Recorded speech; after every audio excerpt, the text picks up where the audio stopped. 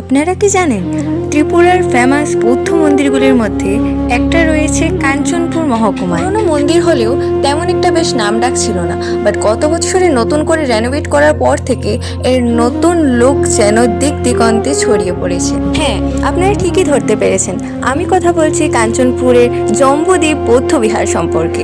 গত বছরই মন্দিরে নতুন একটা লুক ক্রিয়েট করা হয়েছে, বাট গত বছর থেকে আজ অবধি আমি যাওয়ার সুযোগ পাচ্ছিলাম না। তো আজ ভাবলাম যে মন্দিরটা একটা পরিদর্শন করে একটা ভিডিও করা যাক। মন্দিরের ভেতরটা দারুণ বড় ছিল, আর অ্যাজ ইউজুয়াল বৌদ্ধিক কিছু সিম্বল এবং কিছু কারুকার্যের সাহায্যে মন্দিরটা গড়ে উঠেছিল। মন্দিরের চারিদিকটা পরিদর্শন করে দেখতে পেলাম যে বুদ্ধের মূর্তি রয়েছে চারিদিকে। মন্দিরের হিস্ট্রি সম্পর্কে আমার তেমন কিছুটা জানা ছিল না, বাট মন্দিরটা পরিদর্শন করে যেমনটা রিভিউ দেওয়া দরকার আমি সেরকম একটা ভিডিওই বানালাম। আর এটা তো তোমরা সবাই স্বীকার করবে যে কোনো বৌদ্ধ মন্দিরে গেলে একটা শান্তিপূর্ণ ভাব চলে আসে। তোমাদের জানি না, তবে আমার তো এটা দারুণ হয়।